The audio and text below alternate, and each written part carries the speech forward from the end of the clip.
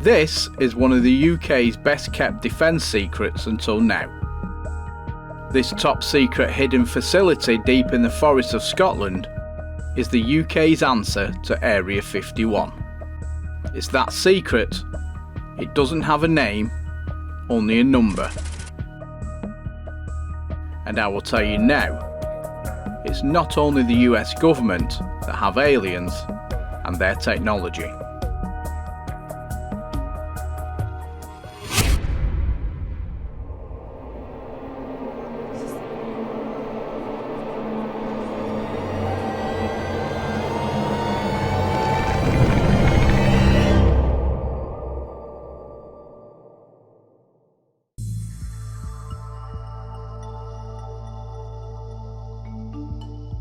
The reason I know about this place is because from 1997 to 2001 I worked there as part of their security team.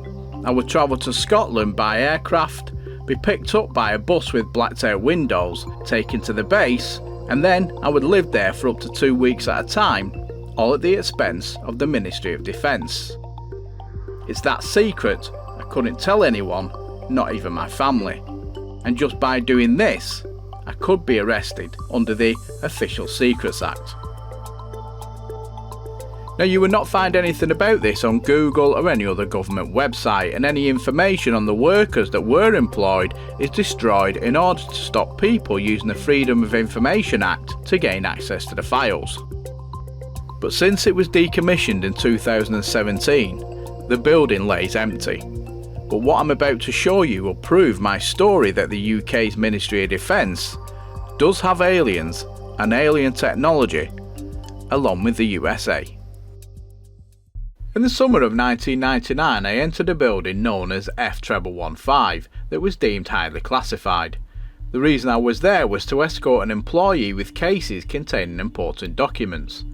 But while waiting in the hallway of one of the vast hangars, I could see through one of the open doors as people were rushing to and fro from the room. And inside, what I could actually see was 3 big round blue objects that had electricity coming from them. But what really startled me was that on the left hand side of them, in the centre of the room, was a huge silver disc shaped craft with blue pulsing lights that was just floating in mid-air. Now, after my escort duty was over, I drew what I'd witnessed, but this wasn't the only thing that I saw from there on.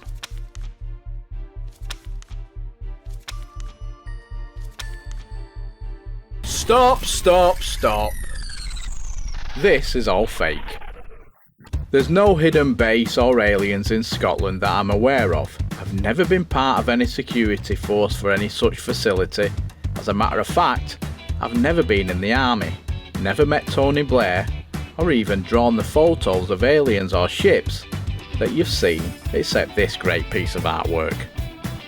So why have I done all this? Well, this is what a lot of UFOologists are basing their evidence on.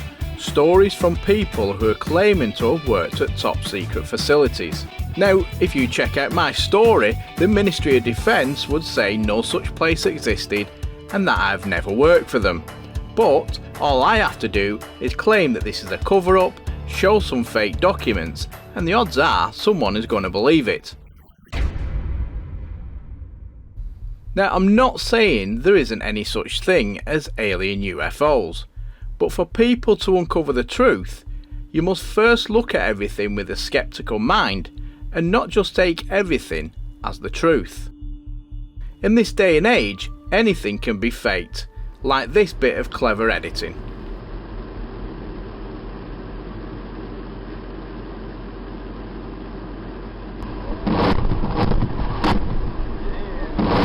Now, as real as it looks, the original video appeared online soon after. But before it did, even I sat there questioning, is it real or is it not?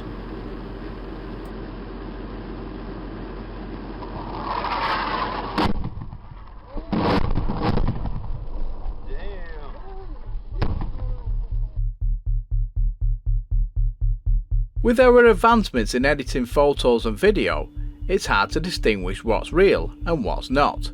and ufologists should be aware that the technology is out there and some people are really good at using it.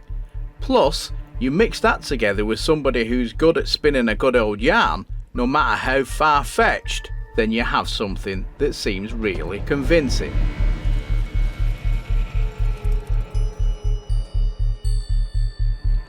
If there are aliens out there, how come they've never landed in full view of the public?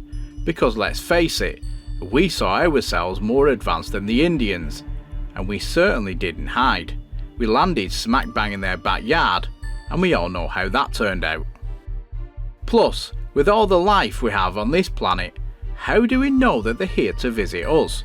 Just because humans think they own this planet and we're the most advanced, what's to say the goal is to communicate with us? Because things like fish and birds have been around a lot longer than what we have. And surely, if we are being visited, then a ship with technology advanced enough to travel from the other side of the universe that doesn't want to be seen would also have the brains not to put flashing lights on the craft and to be able to stop their ship from glowing in the sky. Now, it seems that most people are more convinced that we're being visited, but without any real proof, except for a few lights in the sky, grainy videos, and stories that are often that old that the original tale, whatever that may have been, has been twisted through the years to something that is almost unrecognisable. Some people seem that desperate to believe in aliens visiting our Earth that they will almost grab onto anything that looks or sounds feasible, but without digging further to find the truth. I mean, when you look closer at the story of Bob Lazar, who's one of the world's most famous people in UFO circles, some things just don't add up.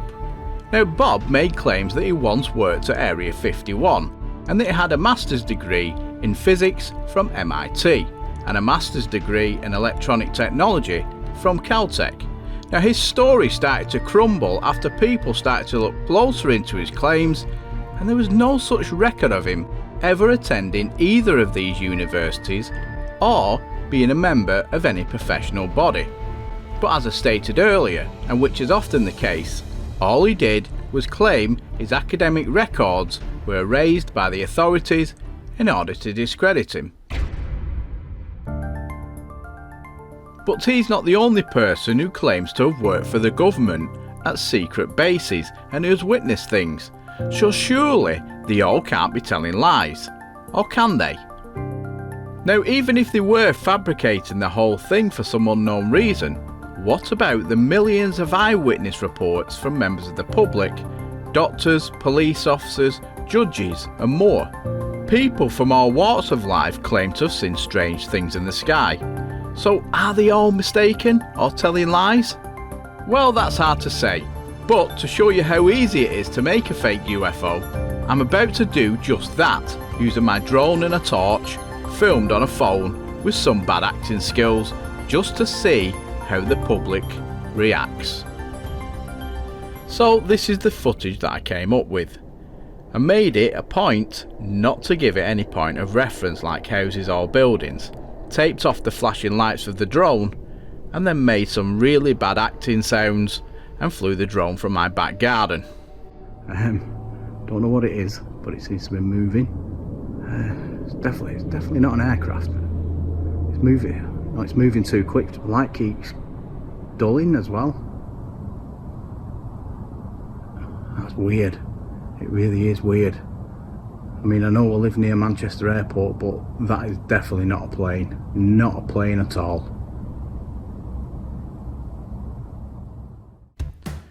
Then I posted the footage on Facebook and Twitter, and the next thing I knew, people from all over the place started posting messages saying that they'd seen this strange light. Even one local media page started to run the story.